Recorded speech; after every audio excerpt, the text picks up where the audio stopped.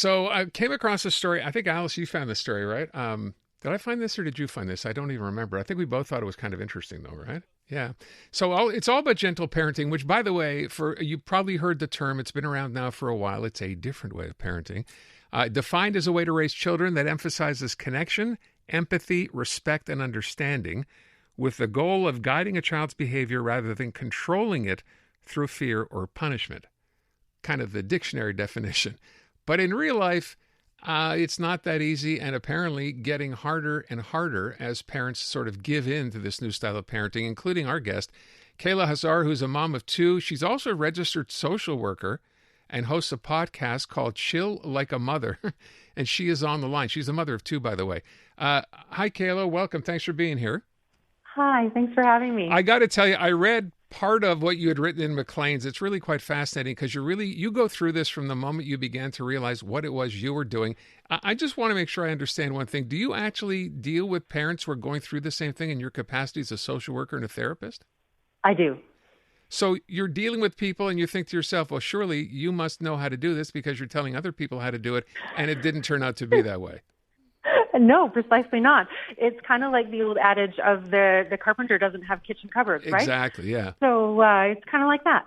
So I don't want you to go through the whole thing because it's fairly lengthy, but I did want to just start with when your article starts with you being with your son in a toy store, 4-year-old, and I'm sure everyone has seen this or been through it if you have kids, see something in the toy store that he likes, and then what happened? And then you try to prevent all hell from breaking loose, I guess, but what happened?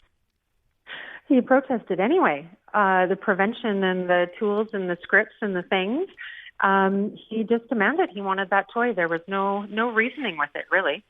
So you can't reason with the 4-year-old. You don't want that child to throw a tantrum in the store, so what did you do? So I bought the toy. Of course you did. And is that when you began to realize that you were being played here? Oh, probably that and many other moments, yes. So talk about, this whole idea of gentle parenting. I read a textbook definition here. What does it mean to you? So there's two versions of it that come to mind when I think about gentle parenting. There's the version of it that the researchers and the people created based on wanting to change parenting or do things differently than the previous generation. And there is the version of gentle parenting that parents consume online. Okay, and when you say consume online, meaning what? They're like teachers or guides, or so meaning parent coaches, parent helpers, mom influencers, as you will, sharing information about what works and what doesn't work in real life. And some of it can be really helpful, and some of it can be really based on having the ideal situation with the ideal child, with the ideal mood of the parent. So I don't want to say you got hooked, but you began to sort of get information on social media through these channels. And I'm going to guess it worked for a while. It did, yeah. Until it didn't? Until it didn't.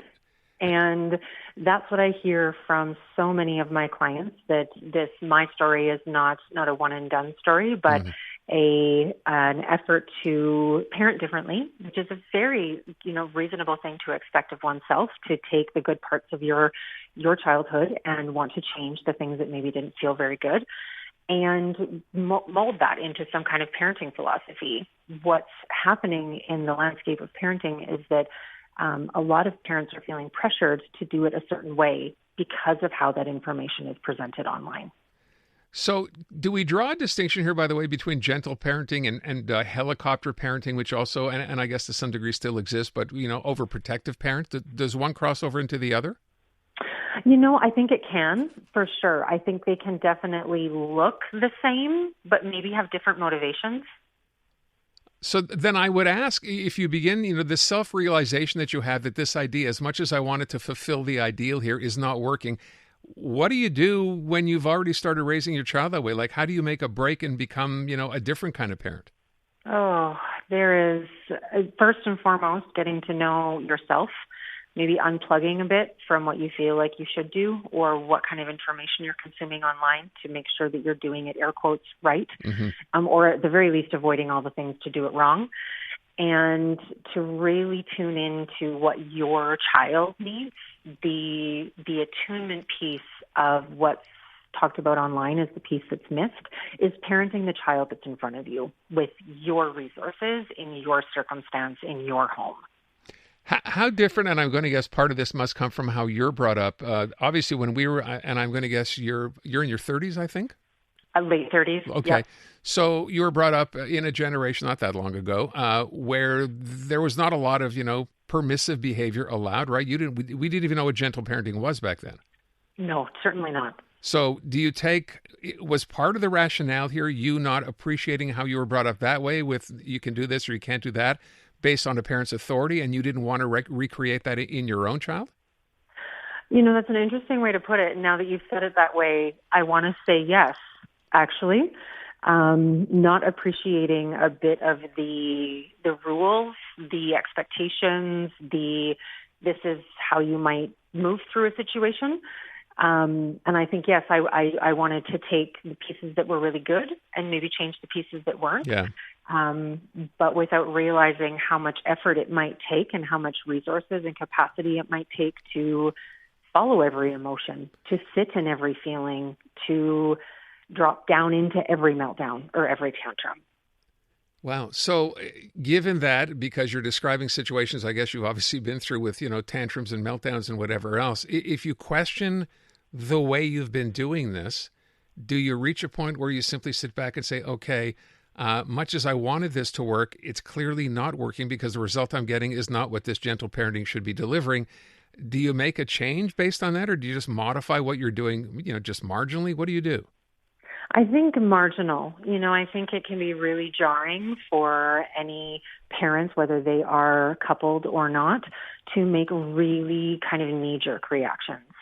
And so I think modifying what maybe you're already doing with some boundaries and some kind and firm is kind of where I've landed with this. And a lot of the parenting coaching critics, researchers would say, well, gentle parenting is not supposed to be without boundaries. It's supposed to have boundaries.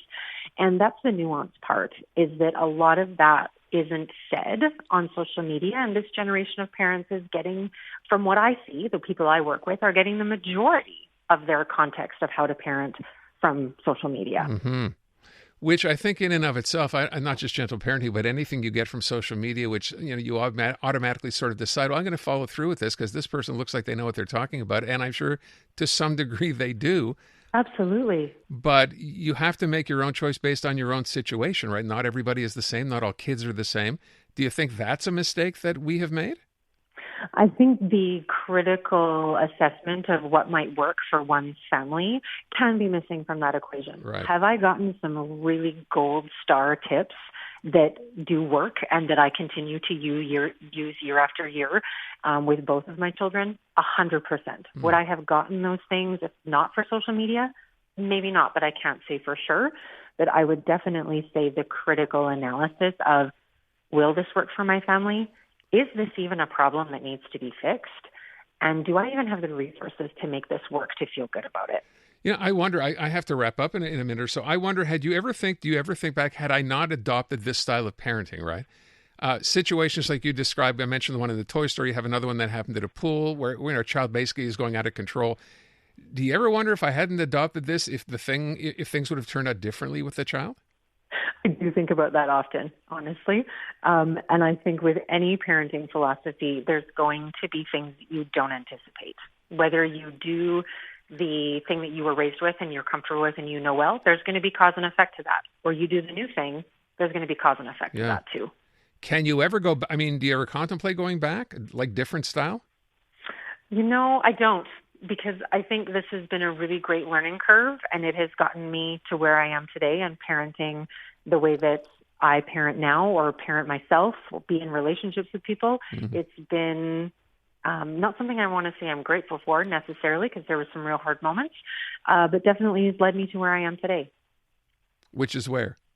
Which is parenting from a very authentic place, because I went through not being authentic for a long while. I would ask you, like, free advice for people. You work with people anyway. When someone comes to you having trouble, as you were at one point, dealing with this whole idea of gentle parenting, what's your advice to them typically? Without any context of knowing their resources or anything, my first order of business is reduce your screen time from at least 2 hours a day. Oh. Yeah. It's kind of like when psychologists used to just prescribe going out for a walk for 20 minutes or get 20 minutes of physical exercise. That's pretty much my go-to without, of course, knowing people's circumstances. Reduce your screen time by at least an hour or 2 hours a day and just see what happens. And that's the parents, not the kids. That's the parents. Wow. If people, do you have a website? I mean, I mentioned the podcast. Do you have a website as well?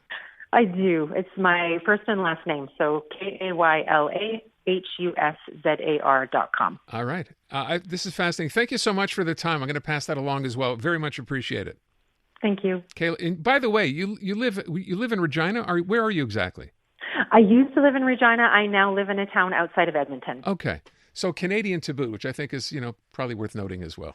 Kayla, thank you so much. I appreciate it. Thank you. You bet. So it's Kayla, KaylaHuszar. Yeah, Canadian mom going through this whole gentle parenting thing. If you want to get some, advice or help, but she is a social worker as well, you might want to check that out. The biggest songs in the world. You've heard them countless times. Now, learn the details of how they came to be. Join Ruby Carr for Encore, the stories behind the songs you love. New interviews and newly unearthed archive footage make for a fascinating weekly deep dive. Stream Encore, the stories behind the songs you love on iHeartRadio or wherever you get your podcasts.